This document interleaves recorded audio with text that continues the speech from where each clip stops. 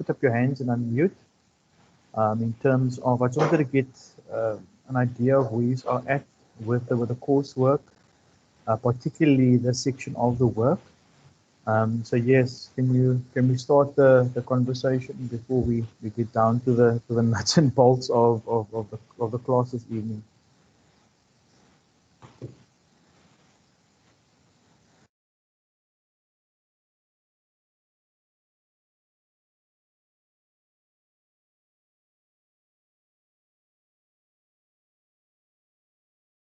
You guys are very quiet.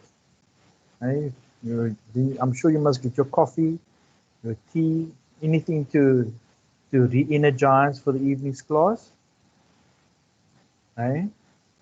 I've got 3 mugs of coffee lined up in front of me.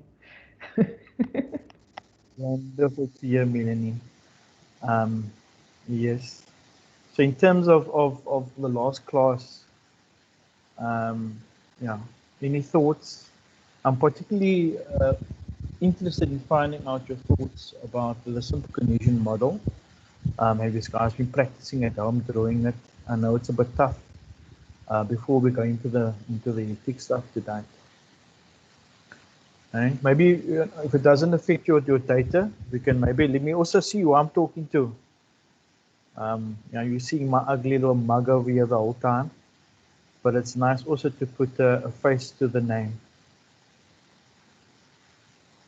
And you mustn't be shy, please.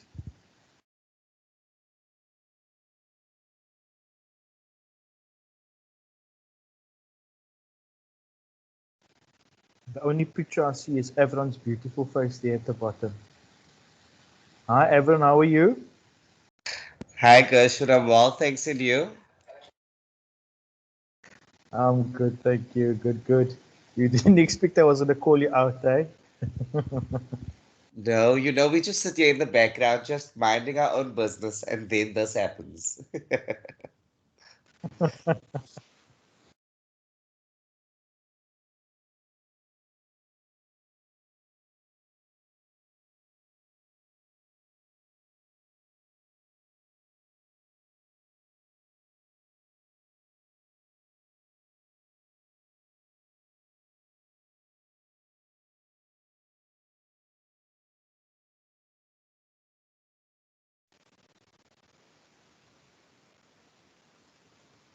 Anything else from you, Melanie?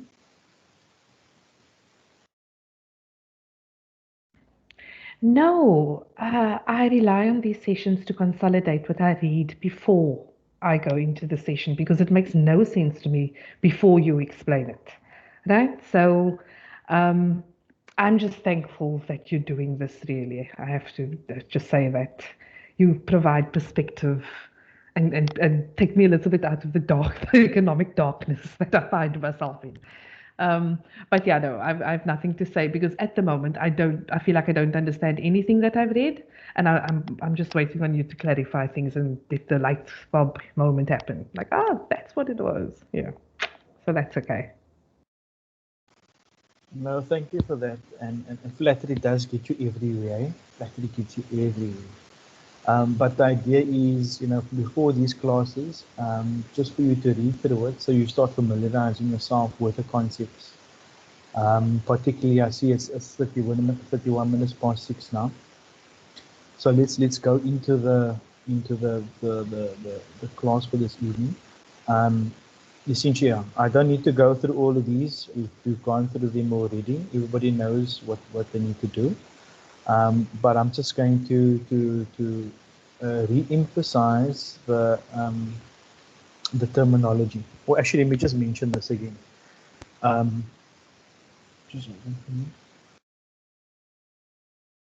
Sorry about that. So essentially, what we're saying over here is that your total spending is equal to your total spending. Okay. Or your total production, your total income. That's why I've got the Y over here. But what we're working towards is a situation where your Y is equal to C plus your I plus your G plus your X minus your F. Okay? And in the case of what we've been doing now is we're talking about your C plus your I, right? Your C being your total consumption by households. Who are households? Your consumers, right? Your I is total investment. Who's that by? It's by firms. Okay. What are they wanting to do? They're wanting to invest. They want to invest by buying capital goods, which is your equipment and your machinery. Okay.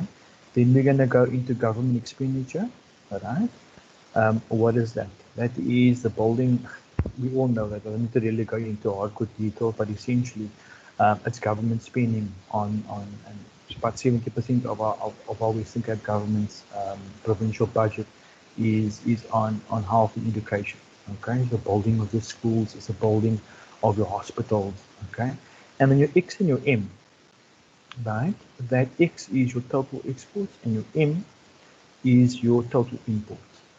Okay, so when you guys get a question in the exam that speaks about a closed economy, okay, that means that you can take this away, right? Then it's just a three-sector economy, closed economy. In other words, you're not trading with the rest of the world, okay? Whereas when they talk about the open economy, now we are trading with the rest of the world, and then it's your extended version of your Keynesian model. In other words, it's everything, okay? Like I said now, when it's a closed economy, you take this out, right? Then it's only that over there. Okay, so just something for you to note again. And please write that down.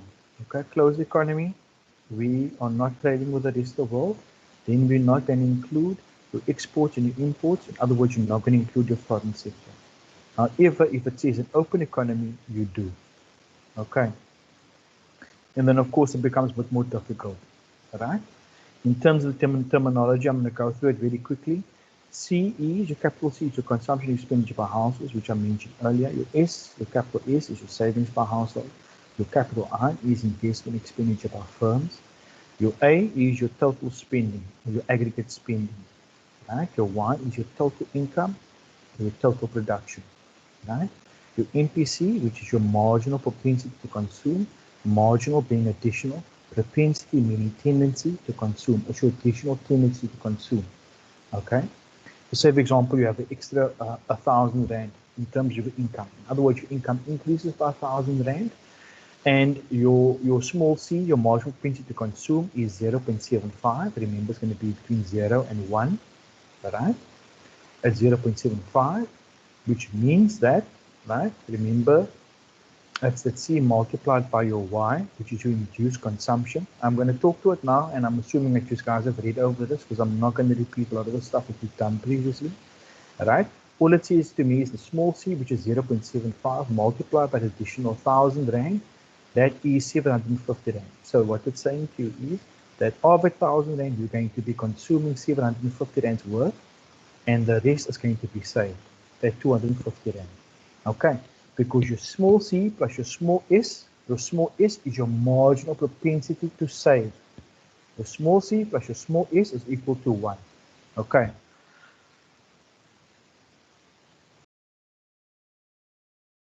Sorry about that. Okay. And then your C bar, all right? I couldn't get something to, the C over the I, C with a copy on top, right? That's your C bar is your autonomous household consumption. Okay, autonomous household consumption. What I'm saying to you is, even if your income is 0, right? Because remember, your consumption is determined by your income. In other words, your consumption is a function of your income, right? Even if your income is 0, you're still going to spend. And think about it. People are going to use the RCS cards. They're going to maybe use some of their savings, and maybe going to use some of the inheritance, or they're going to use credit, like I said earlier on. Okay. In the case of your I bar, right, that is autonomous investment expenditure. Autonomous investment expenditure. Okay, so what I'm saying about that is, let me just pause again. Sorry about this one. Autonomous investment expenditure, your I bar, right? Your I is going to equal to your I bar. Write it down over there. Okay. Because it's independent of your income. It's independent of your income.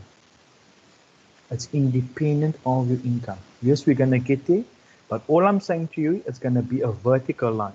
So if you have your graph, right? If you have your graph, right, in terms of your investment, okay. I'm rather going to show it to you because I don't want to confuse you. But all I'm trying to say to you is the reason why it's autonomous is because it's independent of income. Okay, it's not determined by income. It's determined by your interest rate. Right? It's determined by your interest rate. Okay, and then you have autonomous expenditure, your A bar. Your A bar is your autonomous expenditure, and the small one at the bottom over here, that's a sign for alpha. It's mathematical notation. It's an alpha, and that is your multiplier. Okay. So I'm going to look where we essentially, let me just mention this again so that we understand where we're at. Okay. So what are the assumptions of the Keynesian model? It's a two-sector model. Okay. It's your households and your firms that you see in your eye in the economy right now. Okay. So this is the simple Keynesian model. When they say to you in the exam and they talk to you about a two-sector economy, then you know already that it's only your C and your I that they included in that model. Okay. Your households consume goods and services, that's your consumption expenditure, your capital C. Firms invest in capital goods, that's your investment expenditure, which is your I. Right? At this moment in time, your aggregate spending or your A, right? Your total spending or your A is equal to C plus I, which is your total consumption expenditure by households, and your I, which is total investment expenditure by your firms. All right.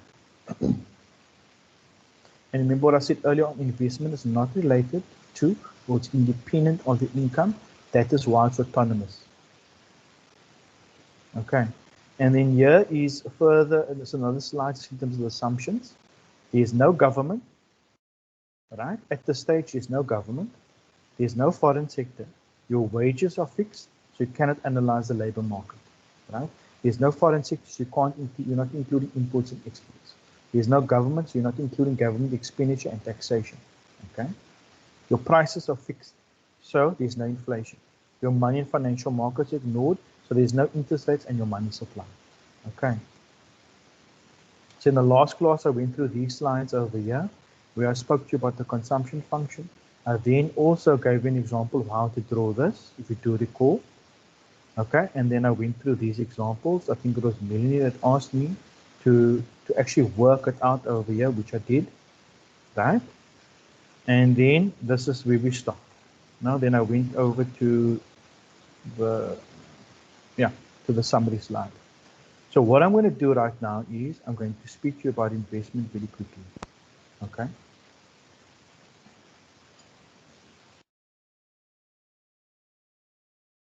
I just need to take a sip quickly. Sorry about this.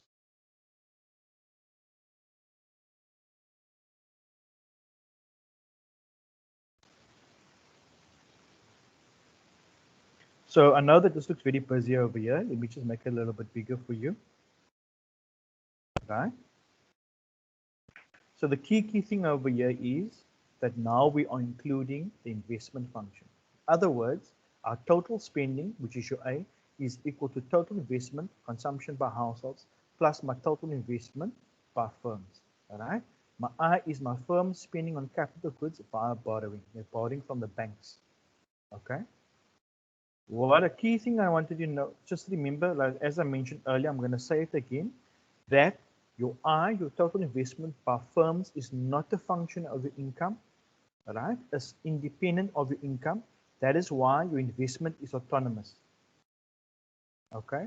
In other words, your I is equal to your I bar. Your I is equal to your I bar, right? Can you see over here this graph on the right hand side?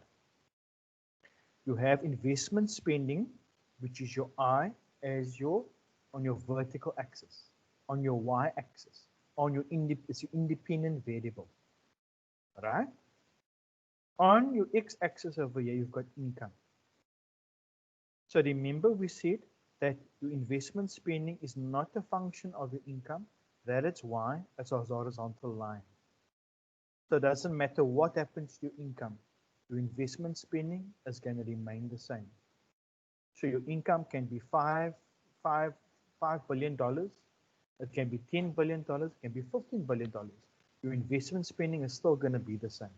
And for that reason, your investment, your total investment by firms is equal to your investment, your autonomous investment. Okay. So any one of the calculations, right, if they give you the math and they give you a number for your investment, right, then you know it's going to equal also to investment, your autonomous investment. That's the key thing that I'm trying to say to you over here. Okay. So the factors responsible for change in investment are as your interest rates, right? As I mentioned to you earlier. If you have an increase in your interest rates, you're going to increase your cost of borrowing and therefore a decrease in investment. Okay, that's a key thing that I want you to see in this slide, right? And you can see on the right-hand side over here, this is basically saying to you that you've got on the vertical axis, you've got your interest rate, horizontal axis, you've got your investment spending. Clearly, you can see a negative relationship over there. Because if your interest rate had to increase, your investment spending will decrease. It's a negative relationship. It's like a couple that don't like one another. So they're moving in opposite directions. It's like the law of demand. Okay? In other words, the price increases, your quantity demand is going to decrease. So it's a negative sloping line, meaning there's a negative relationship. That's a key takeaway that I want you to take from that. Okay? So now we have, what is our autonomous spending? Remember what we said earlier on? If you look over here, just find it quickly. On top, your A is equal to your C plus your I. Total spending is equal to total consumption by households plus total investment by firms. What they're saying to you over here is, right, is that my autonomous spending is equal to my autonomous consumption plus my autonomous investment. So now you're thinking, what the football is this guy talking to me about? All right? All I'm saying to you now, and I'm going to go to another graph over here. All I'm saying to you, and I know this is also busy, but just listen to what I'm saying to you. Okay?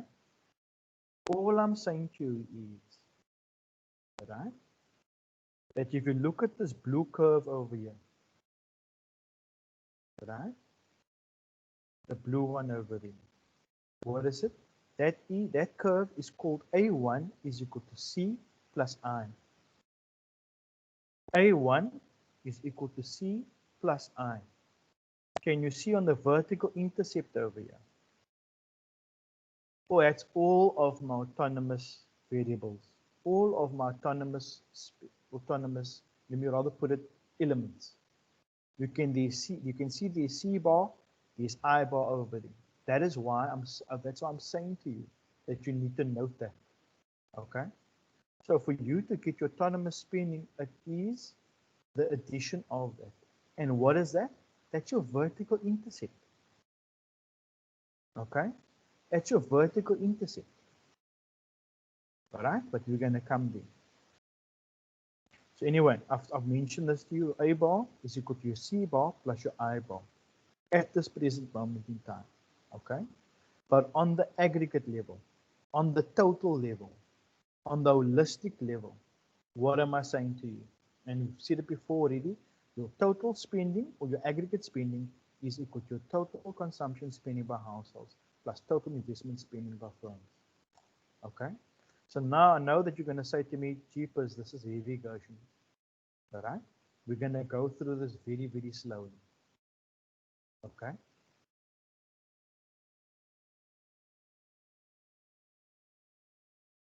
So now we're going to start off. What I'm going to do is, right, on the vertical axis over here, right, don't worry about what's happening over there. Okay? But we are putting two graphs, we're putting three graphs on one over here. All right? Essentially what we're going to be boiling down to is the equilibrium, but initially all I want you to focus on is the first the axes. So I've got income on my horizontal axis over here. All right? what I have on my vertical axis, right, is consumption and investment. Okay, essentially what it's going to be is it's going to be aggregate spending, right? Because remember, aggregate spending, your A is equal to C plus your I. Okay, so now you got this line in the middle over here, which is A is equal to Y. That's a 45-degree line. In other words, it's splitting both this whole 95 degrees into two.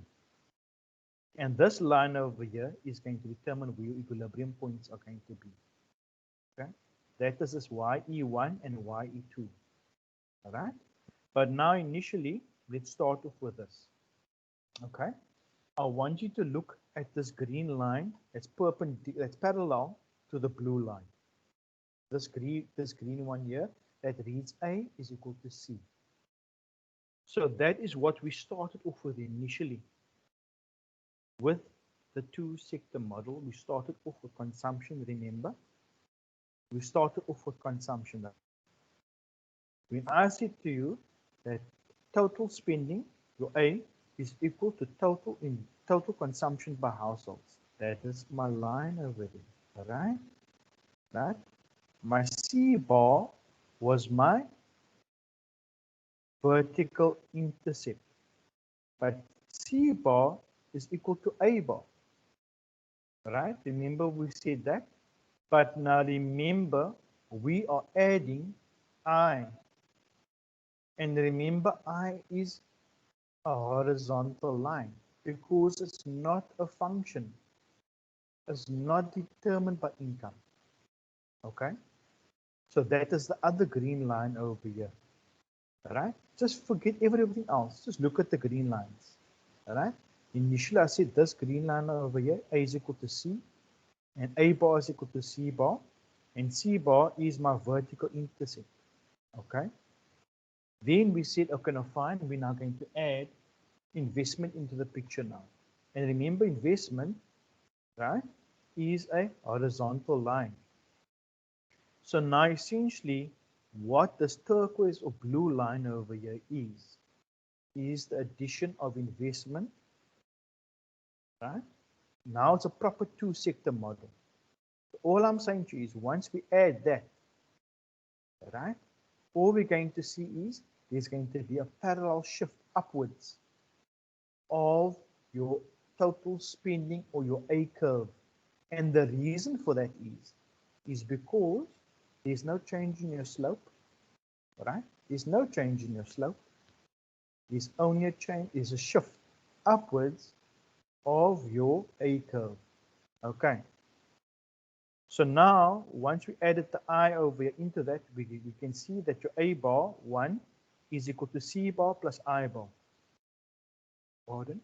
This maroon, the turquoise line is a culmination. It's an addition of my total consumption and my total investment. All right?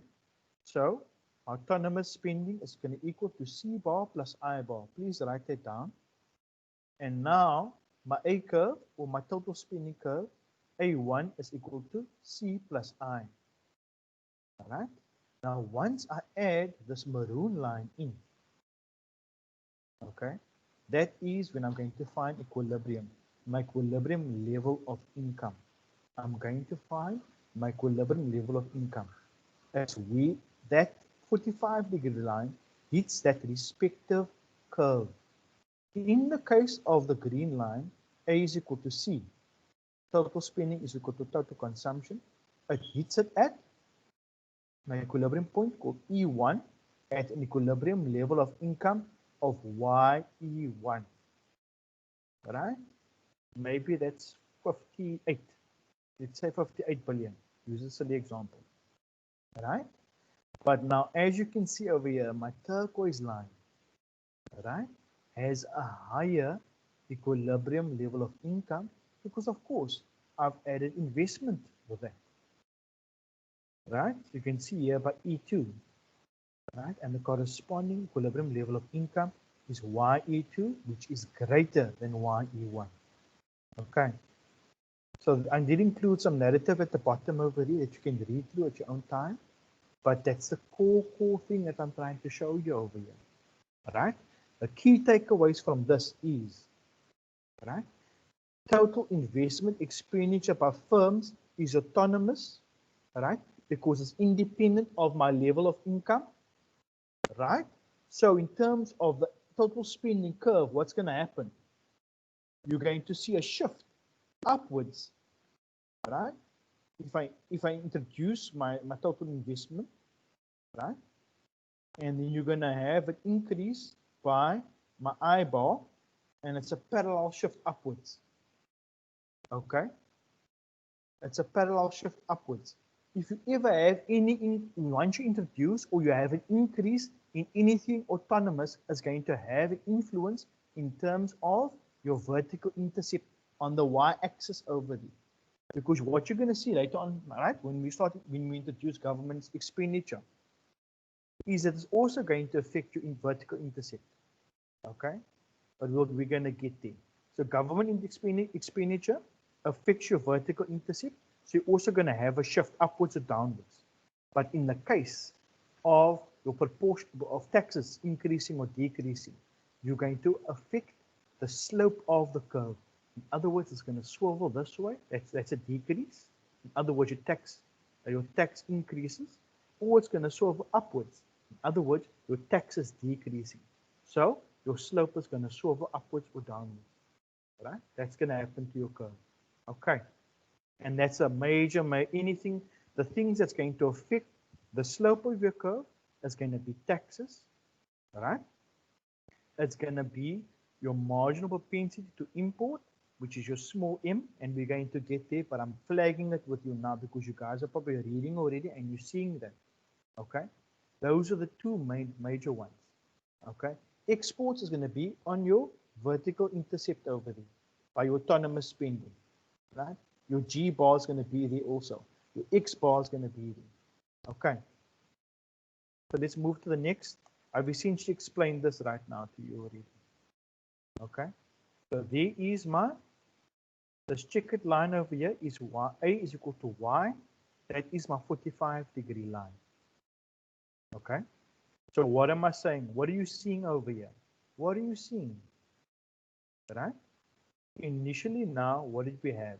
We had total, this first equation is my total spending is equal to my total consumption plus my investment, my total investment by firms. The second one here is, and this is mathematical notation, and you guys need to remember this and write it down. My total spending is equal to my autonomous consumption plus my induced consumption. Remember that small c, what is that? It's my marginal propensity to consume plus my eyeball, right? Because remember your I is equal to your eyeball, right? But when you're in equilibrium, your total spending is equal to your total income or production. So now it's Y is equal to my C bar plus my induced consumption, CY, the product of C and Y, plus my I bar. Okay. So if they ask you to work it out, you're going to use this equation over here. And in so doing, that Y is going to give you the equilibrium level of income. Okay.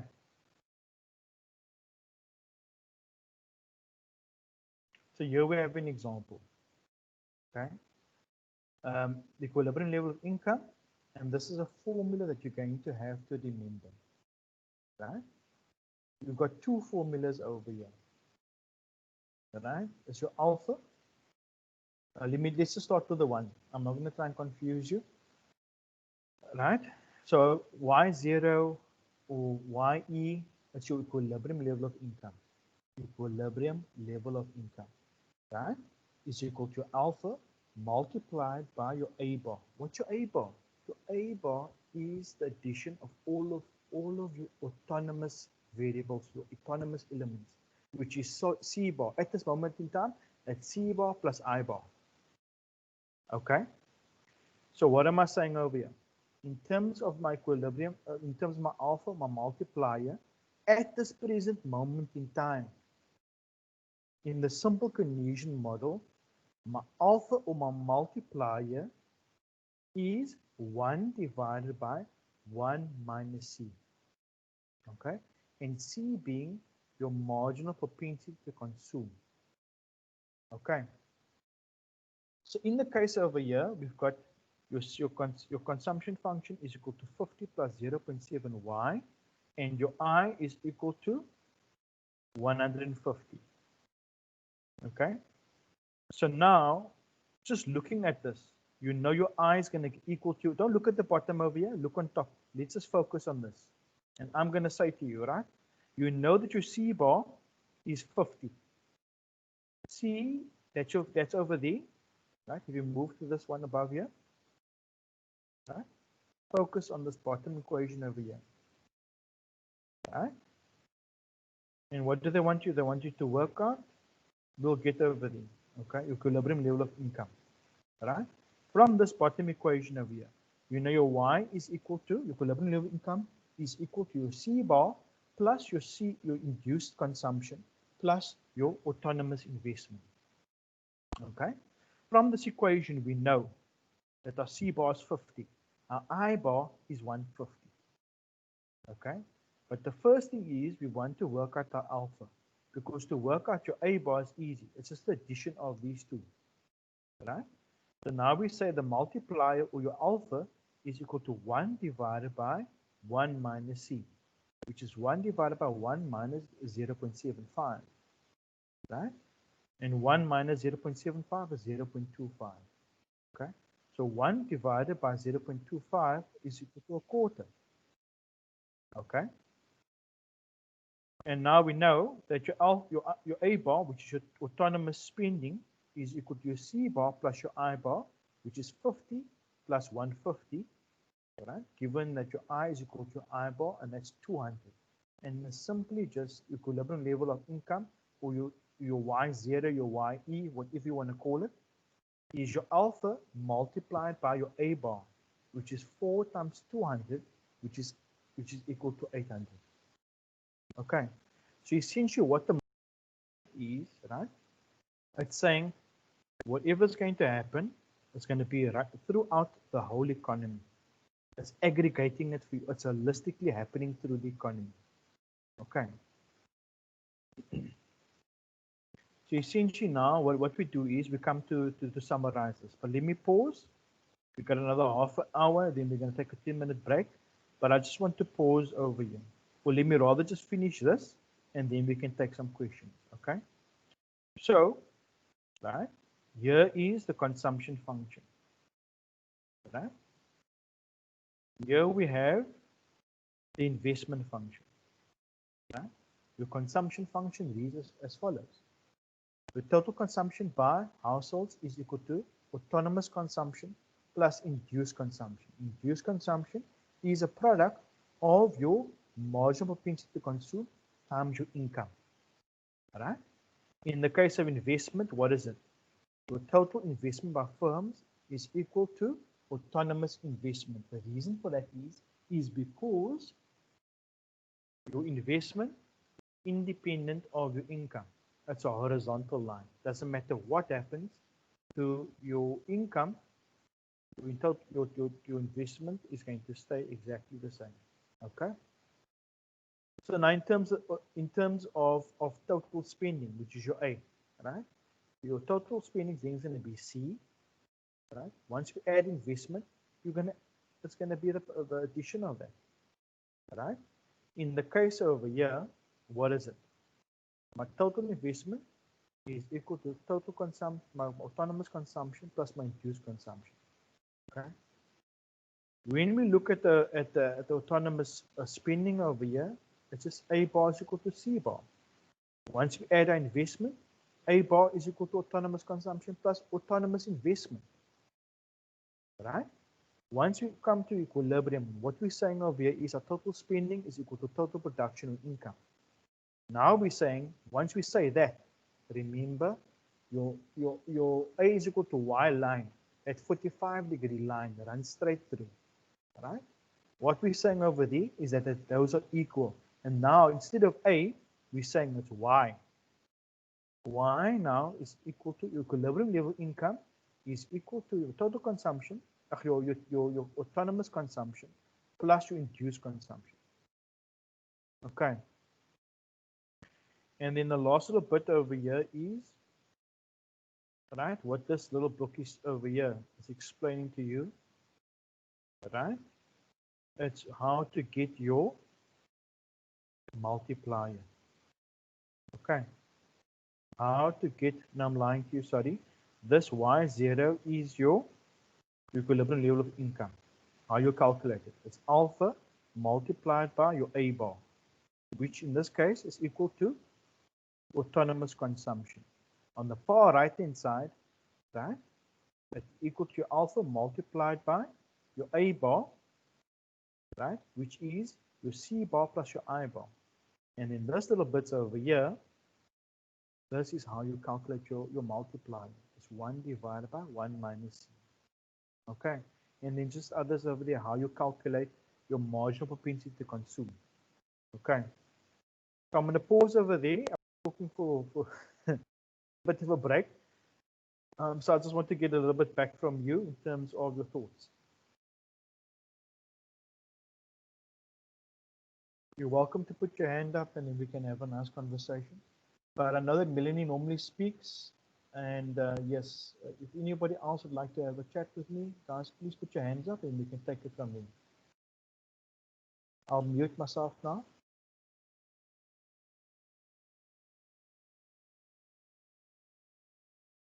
Hi, Mpumi. You can go ahead, eh?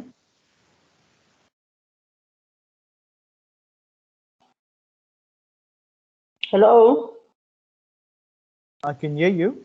Yes. Sorry. It's Patricia here. I just wanted to go back to 26. Right. So I understand the parallel upward shift, right, on the blue line, whereby where there's investment that's been injected. But will there ever be a case whereby we're given a question where the investment has been withdrawn and then the shift goes downwards? Yes, they can do that.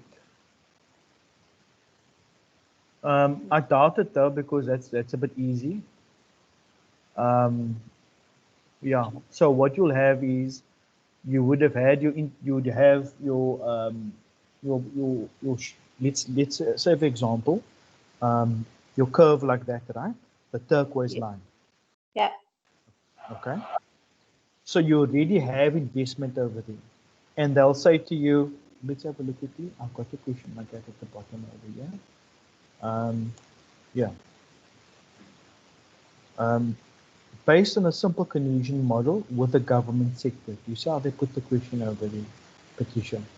Then they say an increase in investment spending. Okay. So it's a simple Keynesian model with the government sector. They say an increase in government spending.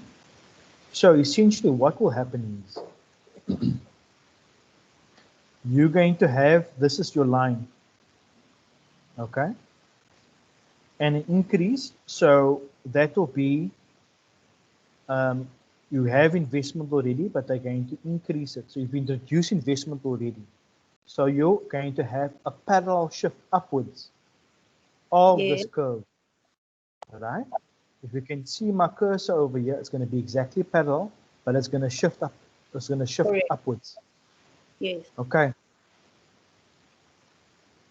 So you have investment already, but it's an increase in investment. They didn't say, oh no, you must introduce it. It's an increase in investment. So wherever your line is, wherever you draw it, right, it's going to shift upwards. So then you'd have, right, if you had to put notation over here, you'd maybe say A2, A1, and then you'll put A2 on the A2 autonomous on the, sorry, on the vertical. Let me just start again with that. You'd forget the other stuff over here. You'd maybe have autonomous A1, and that start of the new curve that you just mentioned to me now will be A, A bar 2, right? And then your line over there would be A2. You're just seeking what's the name it as A2 if you want to make it really simple for yourself. But it's a parallel shift, and that's all that you need to show. Does it make sense? Yes, it makes sense. Thank you very much. It's a pleasure.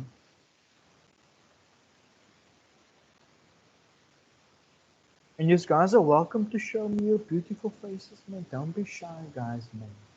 Hey, Justine, you're welcome to unmute. And also say hi to me. Let me see what you look like, man.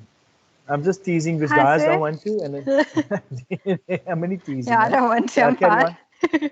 Carry on. I just wanted to ask, how would they ask this in an online exam? Because I don't know how we would draw these tables or the graphs. No, thank you for the question. So they're not going to ask you to draw anything. What they will do is they'll give you a few options.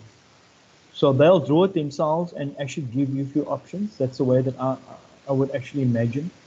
Or they'll make it that yeah, you basically need to know how to interpret it.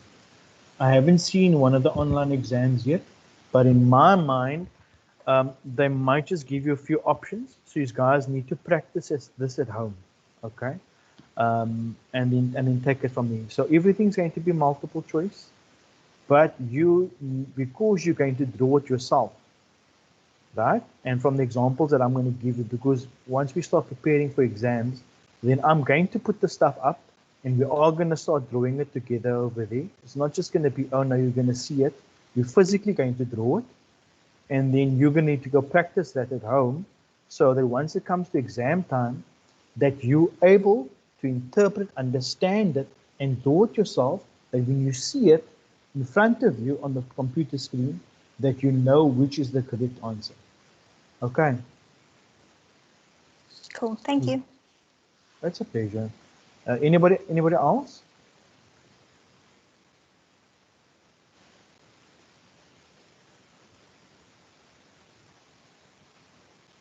So I'm assuming everybody is all good. You guys are saying, no, Gershon, we understand this. You are going to slow. It's 7:10. It's a Tuesday night. We are all good. Let's carry on.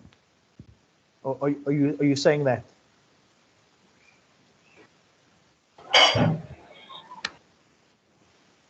And somebody's throwing the cups and saucers at me in the background. Tia, I see you wanting to talk to me. Go ahead. Good evening, Gershon. Is there a way Hi that we there. can we just go over the calculations, because I got lost when we were doing the calculation. Okay, sure.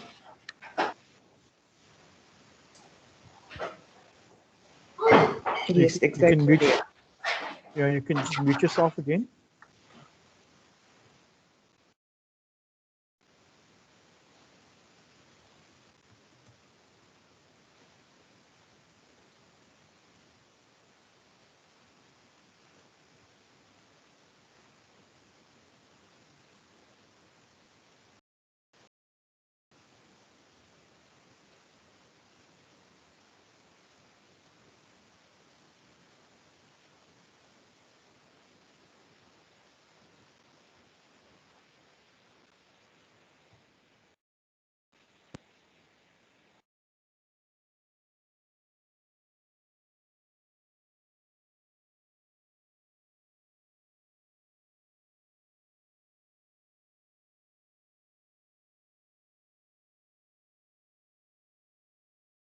So T, let's do this quickly together.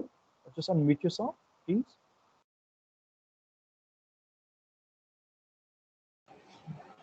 Yes, I'm here.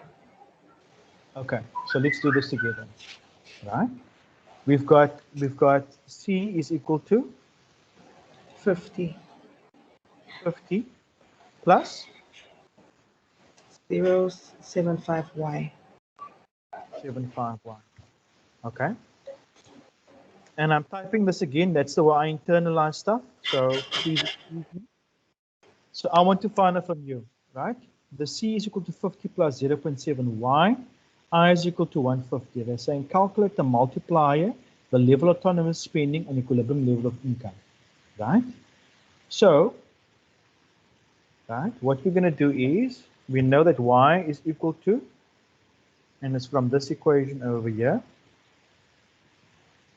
y is equal to my C bar plus CY, my induced consumption plus my autonomous investment, right? Right? So it's exactly this. Yes. It's exactly this, right? Plus my autonomous investment, which is 150. Okay. From this, immediately, what I can tell you is that my A bar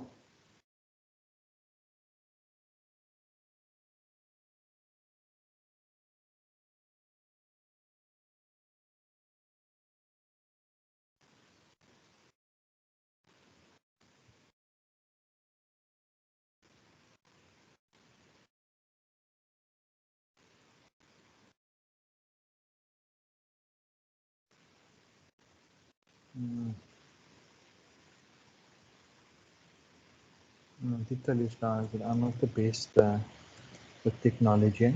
So T, what is my A bar going to equal to? And it doesn't matter if you're right or wrong. We're all learning while we're doing this. What is my A bar going to equal to? And I'll help you a little bit. Let's do this. Right? Where is it? Other example. On your vertical axis over there. Let's have Yes, a so quick look. yes, So A what is my bar, A bar equal to? Yes. it's gonna be autonomous For consumption. for a two-sector model 9, yes, it's going to be, Autonomous consumption yes, plus autonomous investment. okay. So in the case of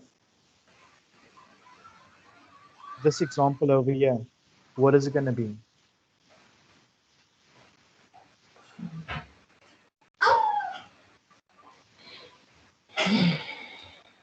It So doesn't it's matter if it's 50. right or wrong. It's So 50. 50, yes, plus 0.7y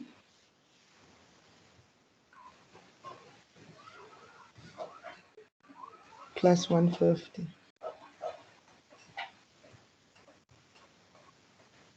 No, it's not that.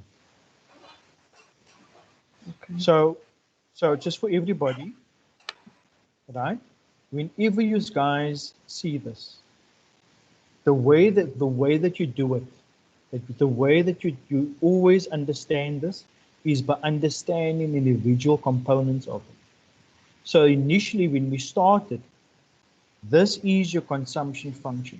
Your consumption function is the addition of your consumption, your autonomous consumption, plus your induced consumption. Your conduce this over here is your small c, right? Your I is independent of the level of income. That is why your I is equal to your I bar, right?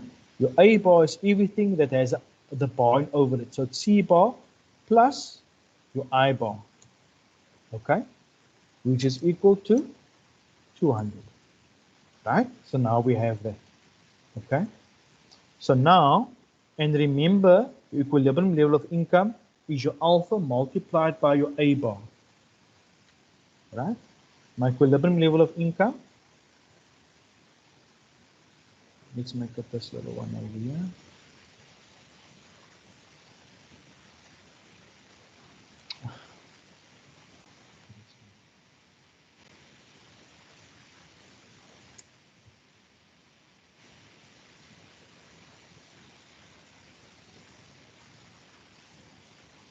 But now let's calculate the multiplier, right?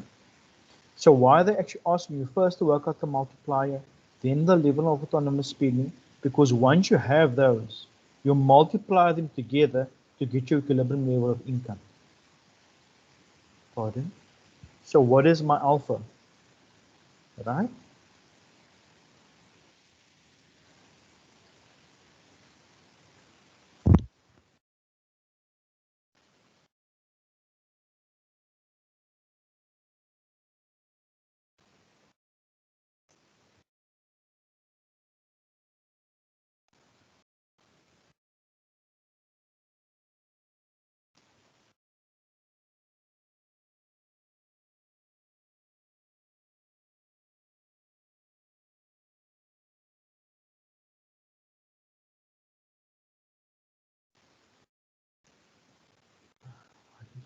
work now.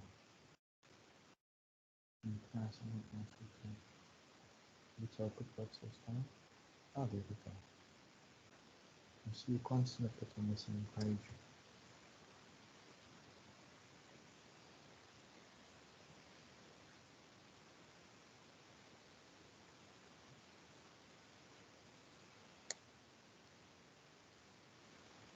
What is my alpha equal to?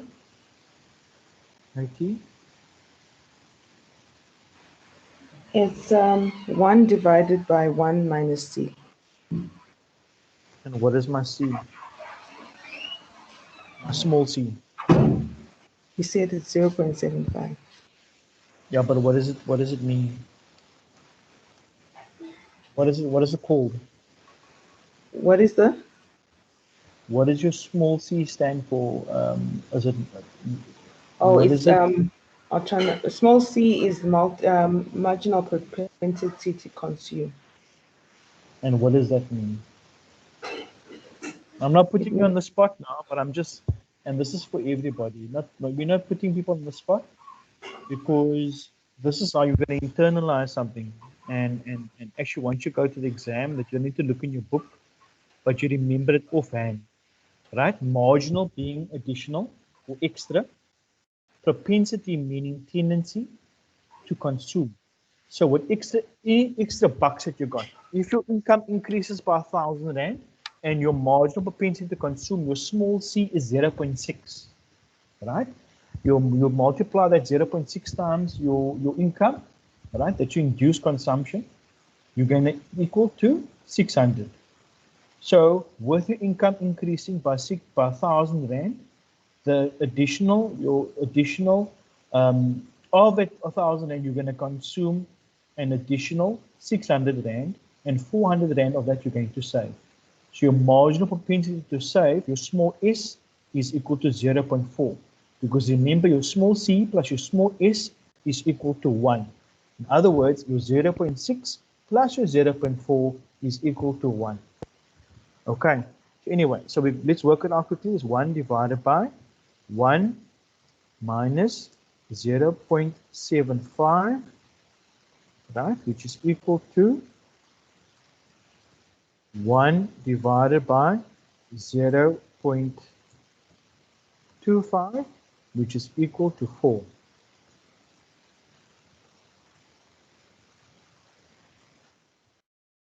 To 4.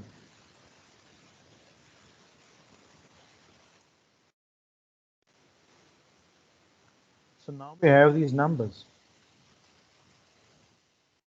We have our alpha, right? You multiply, which is 4, multiplied by my A bar, or my autonomous spending, which is 200, and therefore we get our equilibrium level of income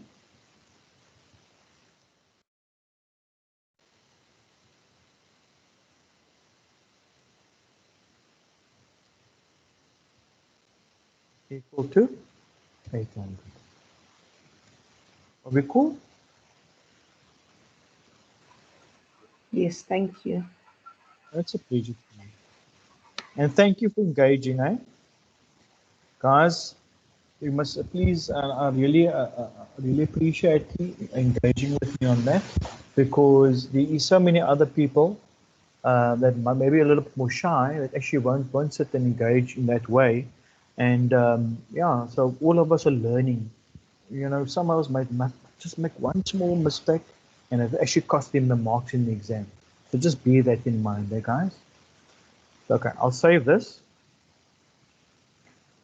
Is there any other questions?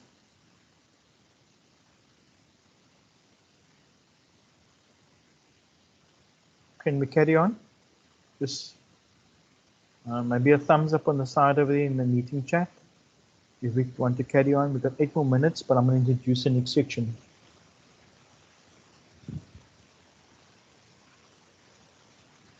Thanks, guys. So essentially, I'm not going to talk about this over here, then this next slide, right? This is the key figures that you need to pay attention to. And of course, this is within the Economics for South African Students book. So please pay attention to that, and it will help you, greatly help you with the exams. Okay? So what are we doing now? Right? We're moving from the two-sector model to the extended Keynesian model.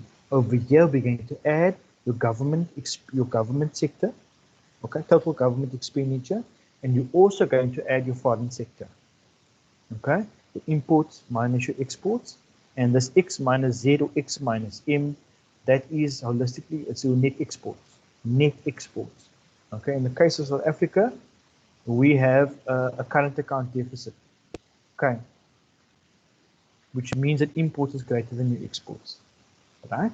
So now, with us adding government, our total spending, can you guys, are you noticing a pattern over here, guys? It's an addition. What did we start off with? Total consumption by households. Your C is equal to C bar plus I plus your CY. A was A equal to your C bar plus your CY. Then we added investment, your I bar, because I is equal to your I bar, right? Now we're adding your government sector. We're adding government in here. So your total spending is equal to total consumption by households plus my total investment by firms plus my total government expenditure. Okay. Right? When we talk about the government, what are we talking about? It's fiscal policy. Okay. So government spending, your G, and then you got your taxes on the far right hand side over there, right? Remember from the circular flow of income and spending, what was government? Government spending or government expenditure. Spending and expenditure is the same word, a synonymous, right? A synonyms, then rather say. So government spending is an injection into the circular flow of income and spending, whereas taxes is a leakage. Okay. So now this looks a bit busy as well, all right? But the key thing is, and let me just go back to this again, okay? From this, and I just want you to picture this, and we're going to talk about this a little bit because I don't want to go into the next slide, or maybe we can introduce the next slide, but I just want you to sit and think about this, okay? So what is going to happen is, right? When you government expenditure or your G, once you're going to read through the notes, you're going to see that your G is equal to G bar, right? Your G, your government spending is going to equal to your G bar. So it's going to affect your autonomous spending, your A bar on your vertical axis. So if government spending increases, it's also like Patricia asked earlier on, it's going to shift. It's going to cause a parallel shift upwards. Right? Right? G bar, anything with the bar is the vertical axis, and it's going to affect your autonomous spending.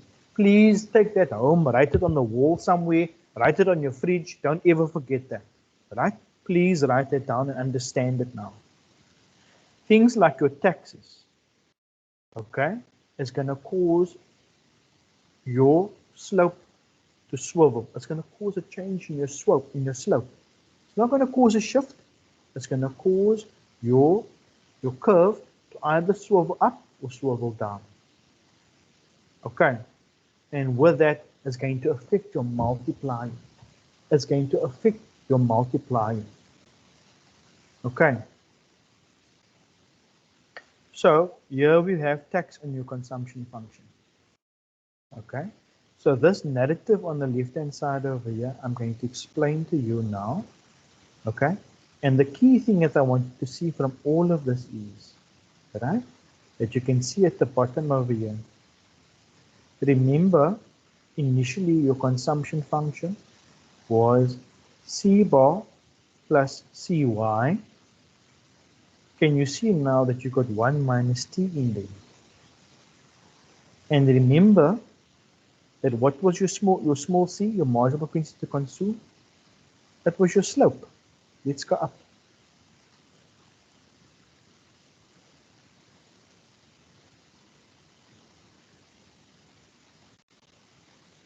Can you guys remember this over here?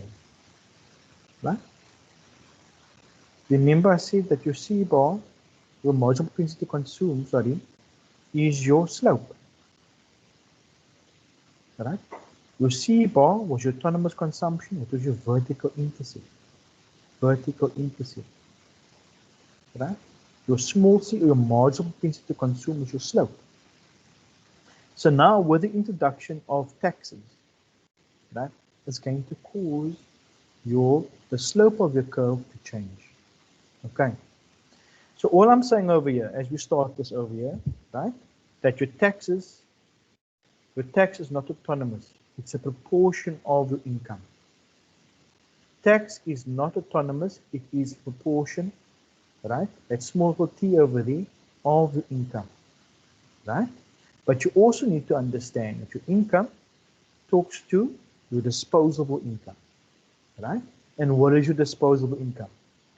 Your YD, or your disposable income, is equal to income minus your taxes, right? Which is Y minus T. Income minus your taxes, right? And now, this is simply the mathematical notation of this derivation of what we've been talking about over here, okay? So if your disposable income is equal to income minus your taxes, then you on top over here, we say T, capital T, is equal to TY, because tax is not autonomous. It's a proportion of your income. So now you solve for your Y, you will find your disposable income is equal to Y, 1 minus T. Now, if you struggle with that, that's fine. That is fine, okay? The key thing is what we're saying at the bottom over here, okay? So in the simple Keynesian model, we had your consumption function is your autonomous consumption plus your induced consumption, right? In the extended Keynesian model, what are we saying? That your autonomous consumption, your consumption function is equal to autonomous consumption plus your marginal propensity to consume, your small c, multiplied by disposable income.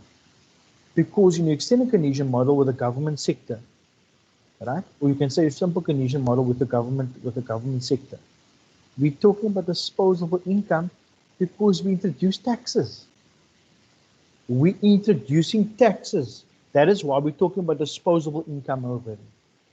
And because your YD is equal to Y1 minus T, that is why you now have your C, your capital C, your total consumption by households is equal to your C bar plus C1 minus T, Y.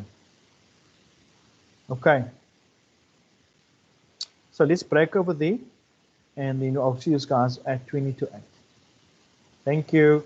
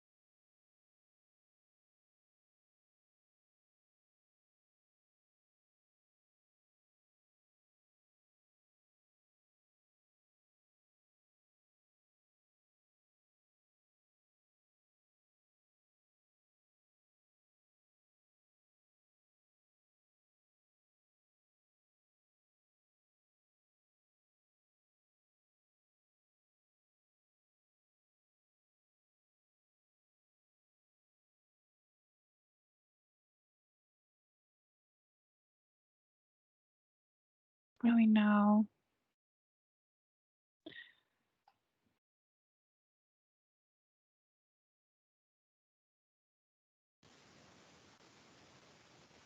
Are they all? Just wanted to pause quickly. Is there any questions before we carry on? Is there any questions on this? 340, lieve ouers. Sorry, listener. I'm sorry, I didn't know my mic was on. Sorry about that. Is there any other questions? Daryl, is there any questions from you?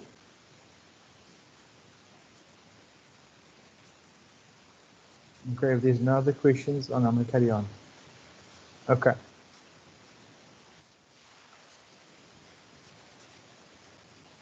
So, okay.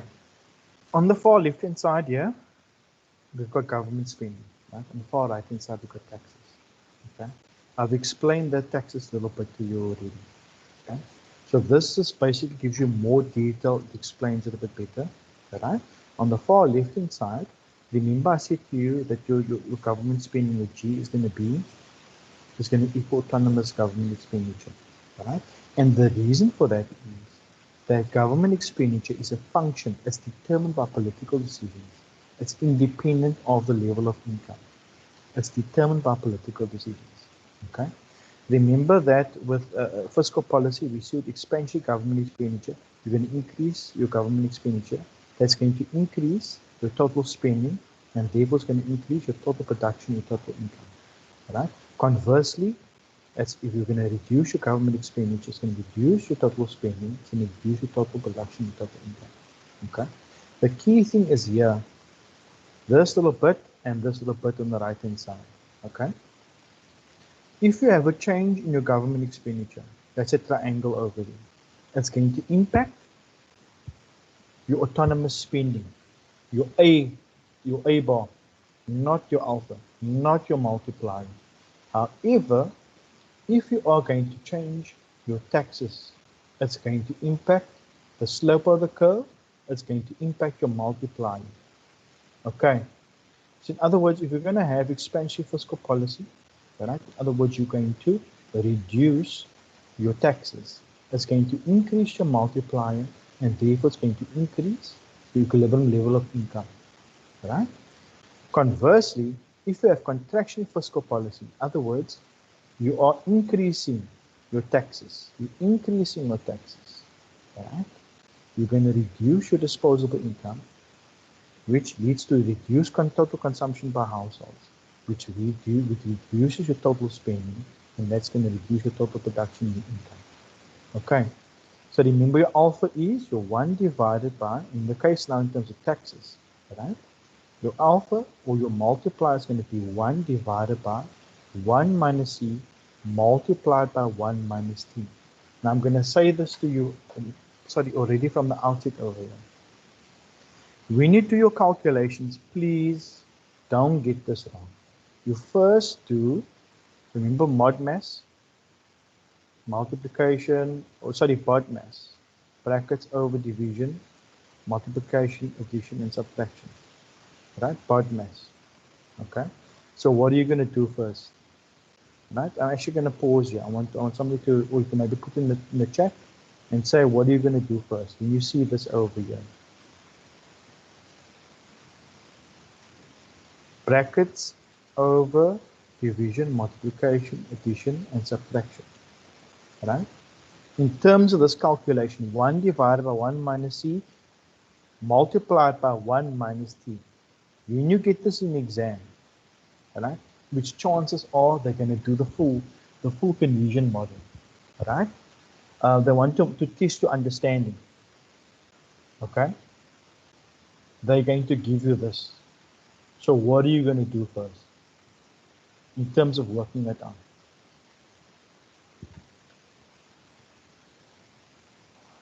Maybe let's, yeah, is guys putting it in the sideline chat over there? I see Patricia wants to say something. That are we all gonna probably Yes, You probably start and work in the bracket first before you go to the C. that's spot on. Spot on. Thank you for that. Now, so you can mute yourself again.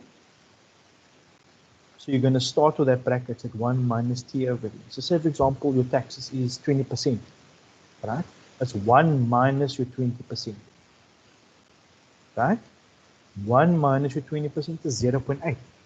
So now you've got the C multiplied by 0.8. Okay, but we are going to get there. The key thing is I just want you to note that change over there. All right? Yeah, so your G, your government spending, is going to cause a shift in your total spending curve. Right? Once you introduce your taxes or change in your taxes, it's going to make your A curve, right? Your total spending curve is going to make it flatter or steeper. Okay. In other words, it's going to swivel. Your curve is going to swivel like this. Okay. Anything that affects your slope. Anything that affects your slope. And these three things that's going to affect your slope. Okay. And you can write this down. Okay. It's going to be your marginal propensity to consume, which is your small c. Right. Then it's your taxes. Okay. And then also your marginal propensity to import, which is your M. Now you can think already, right, that if your marginal propensity, if your tax is going to increase, you know for sure, right, that's what is that? That's contractionary fiscal policy. If your taxes is going to increase, right, you are going to, disposable income is going to decrease. What's going to happen to your equilibrium level of income? It's going to decrease. So when you draw the stuff, you know that automatically. You must know that. If your marginal propensity to import, in other words, whatever additional money you're going to get, and you're going to use some of that money to import, right? You are letting, that's a leakage, because the money is leaving the country. Of course, your equilibrium level of income is also going to decrease. Okay, so those are givens. Once you know that and you memorize that, in terms of, is the leakage? Yes, taxes is a leakage. Your imports is a leakage. Okay, so you know that automatically. All right, so let's move on. Or let's maybe just pause. Is there any questions on this?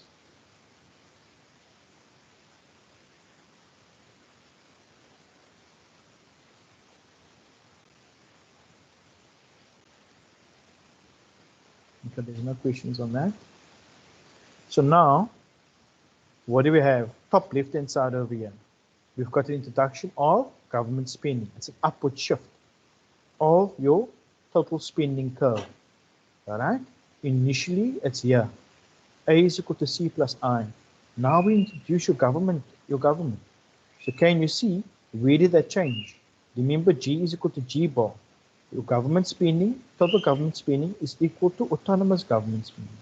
Right? Which is your G bar over there. Right? Because in the case over here, right, your A bar is equal to C bar plus I bar plus G bar. So autonomous, so it's a parallel shift upwards of your A curve. Okay? In terms of the introduction of taxes. Right? What does taxes do? You're introducing taxes. Right? So now, of course, your equilibrium level of income has decreased. You have a flatter slope. Can you see that the slope of the curve, there's nothing happening on your vertical axis over here, right? Yes, you've introduced government spending, right? Because it's a given, right?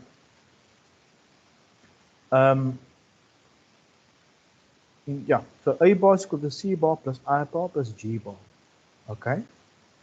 Then, with him introducing taxes as well, what happens is, right? In this case, you got your slope is now C1, as C multiplied by 1 minus Ty. As you can see over there, with introduction of taxes, your curve is going to swivel downwards. In other words, it becomes flatter, right? So initially, where was your equilibrium level of income? It was over here, where my cursor is, right? And how did we determine that? By this checkered line over here. So initially, our initial curve was here, right? That was the initial equilibrium point. With the introduction of taxes and with the curve swiveling downwards, this is where we hit the checkered line, right? And that's a new equilibrium point. Can you see it move from this equilibrium point, equilibrium level of income, to this one over here? From YE1 to YE2. I'm just putting the E in there, but just imagine that. Okay. I hope it makes a lot of sense. Must I pause? I see we're running a little bit out of time now. Let's chat about this a little bit later. Okay, so I'm going to leave about 5 minutes for us to pause and just to chat about things a little bit. Okay, so initially over here, right, we have A1, right? A1 is equal to my A1 bar plus CY. Okay, this is A is equal to C plus I. Okay, now with let me just think. Let's just start again. Initially, let's just do this really quickly here. So on my vertical axis, what do I have? I've got aggregate spending, right? We've got this. We've got total income on our horizontal axis, our x-axis, right? We've got 3 different graphs over here. We've got 3 different graphs over here, okay? And this is essentially what we're going to do is we're going to get an equilibrium level of income because we've got our A is equal to Y curve, a 45-degree line, this line over here, okay? With our initial curve, which is A is equal to C plus I, right?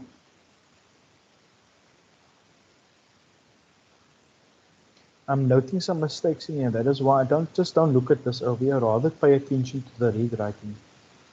Okay? No, it's not. No, it's not.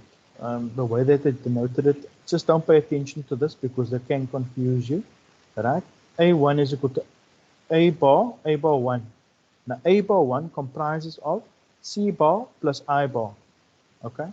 Just note it. Rather don't pay attention to this, but you understand what I'm saying now. Just look on the right hand side over here. So the A1 curve over there is A is equal to C plus I. Okay? Now, what I'm going to do is the A2 curve, right, which is denoted, which is over here. The A2 curve, right, only includes your government expenditure. Okay? Because you can see over here that it's increased because of the introduction of your government expenditure. So in other words, A is equal to C plus I plus your G. Okay? The A3 over there, that is including your taxes. So you can see that your slope has changed over there. That is why it swiveled down. And your slope now is C1 minus TY. Okay. So the key thing to take from this is that you have your A1 curve. What is my equilibrium point of? What's my equilibrium level of income? It's Y1. With the introduction of government expenditure, my equilibrium level of income increases from Y1 to Y2. Okay? But now, in terms of E3 over here, once I introduce my taxes, it reduces from Y2 to Y3. Okay? So Y1, E1 over there is my normal equilibrium point.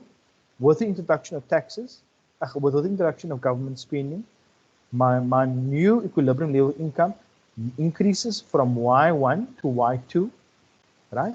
And now with me introducing my taxes, okay, it reduces from equilibrium level Y2 to Y3 over there. I hope that makes a lot of sense. Let's just pause a little bit and let's have some quick questions before we move quickly to some examples. Okay. You guys are welcome to put your hands up.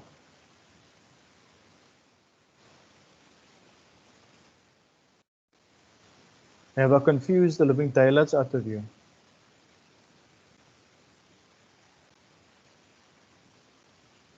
And you guys are welcome to put questions in the chat as well.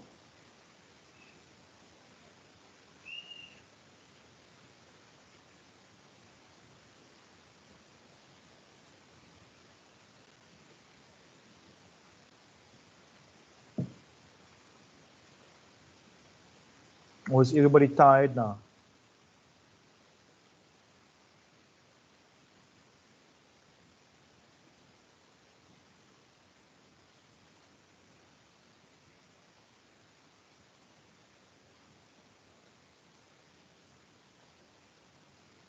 You should rather want to finish off this evening, guys. Communicate with me, please. So Lee saying no questions. Melanie saying ready to see the examples. Okay, thank you, Darrell.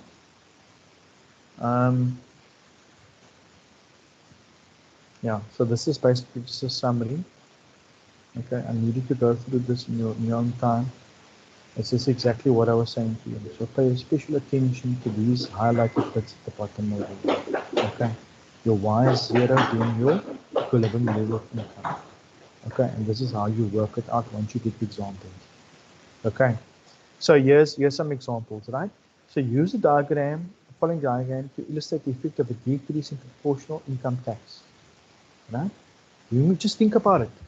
If your taxes are going to decrease, when they say proportional income tax, right?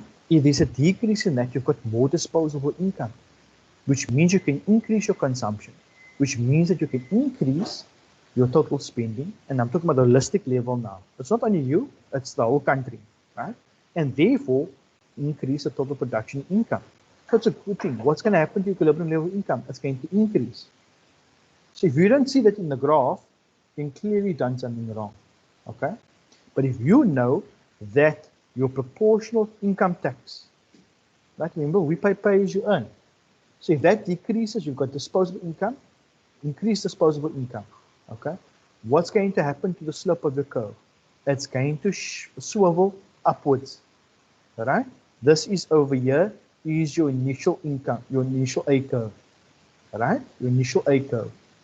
Right, here's your A bar. You've got aggregate spending on your vertical axis. You've got total output to income on your Y axis over here, right? Your X axis, right? This is your initial curve. So with the decrease in your tax, that's going to cause your A curve to swivel upwards from A to A1. Okay.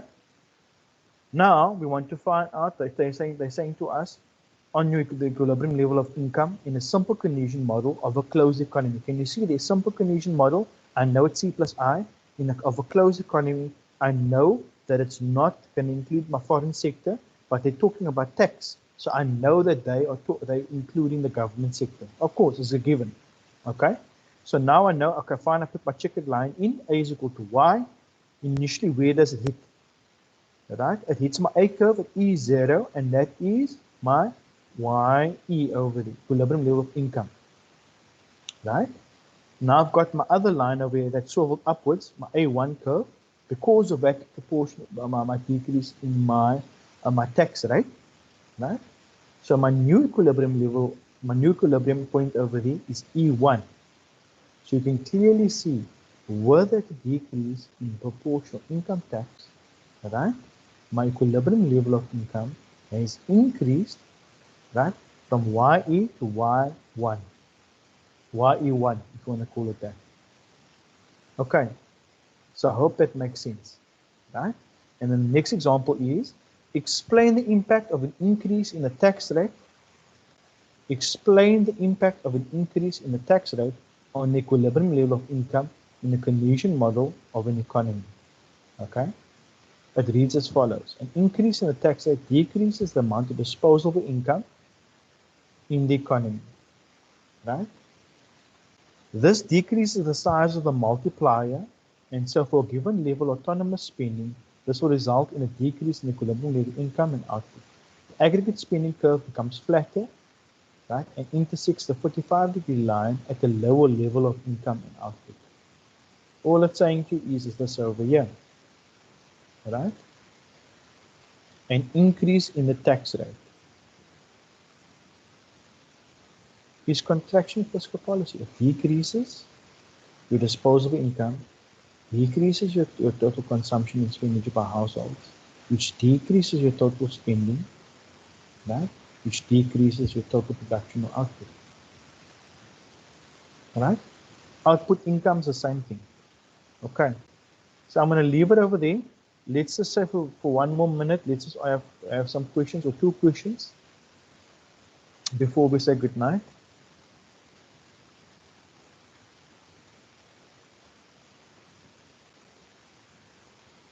Did I maybe talk a little bit too fast this evening?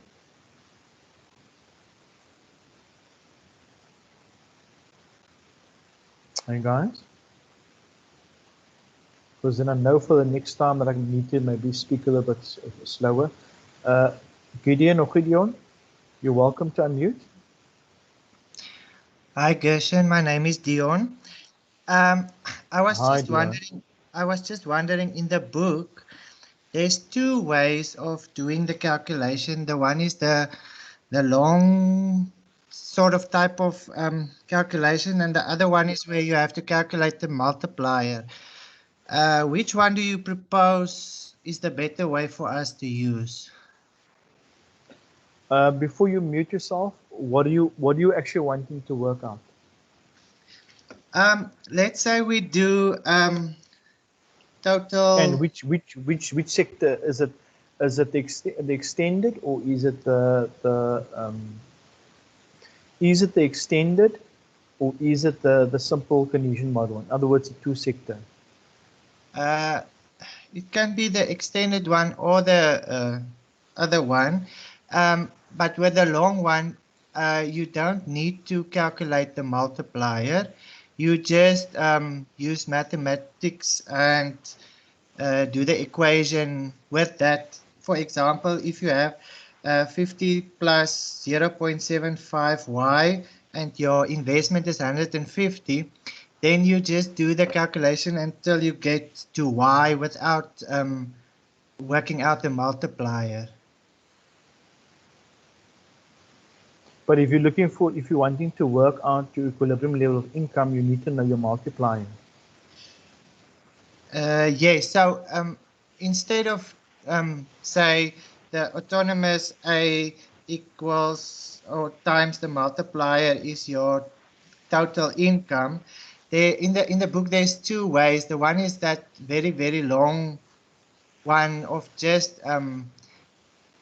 doing the whole mathematical thing and just work out what is your y gonna be without doing the multiplier effect. So Okay. yes. I've got it in front of me over here. Let's just show everybody. So with the next class, I was going to do more examples. Right? Let me just take this off and look for that example.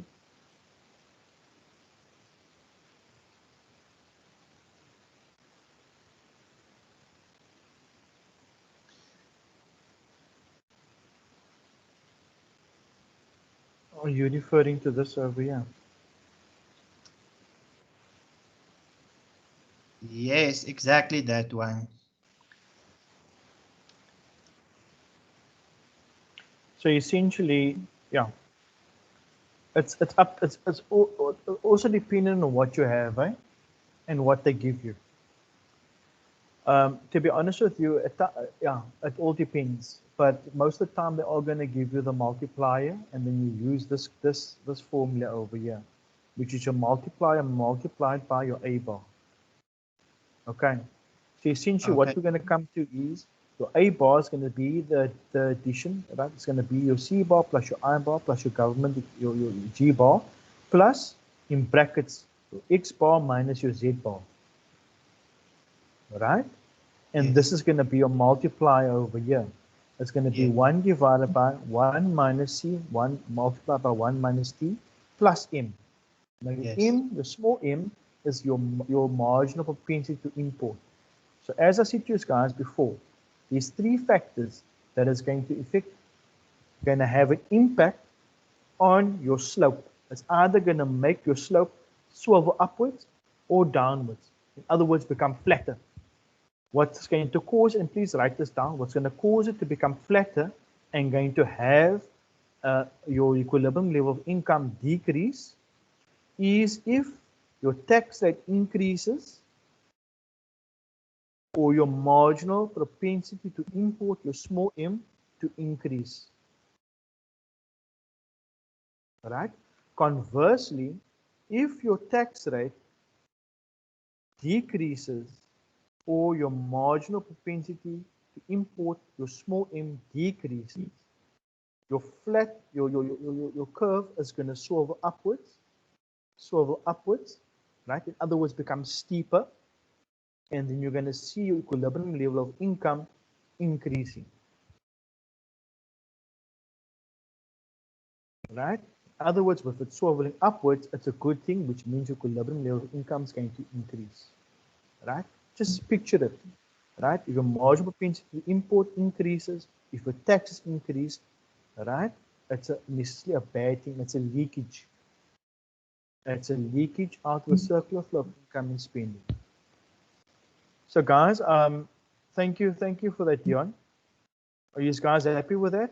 Are you happy with that, Dion? I'm good, thank you very much. It's a pleasure. Is there no other questions?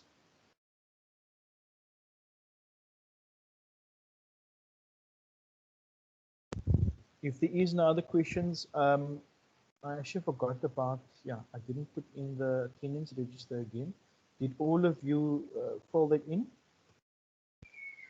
Let me just put it in here again. Otherwise, I'm going to get in trouble. Can those of you that haven't filled it in, can you please fill it in? Have you all filled it in? You can just let me know of those people that haven't filled it in.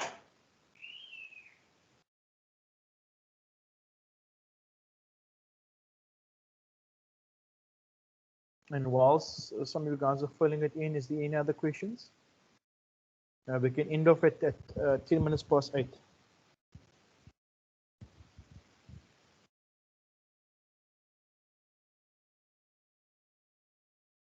Hey guys,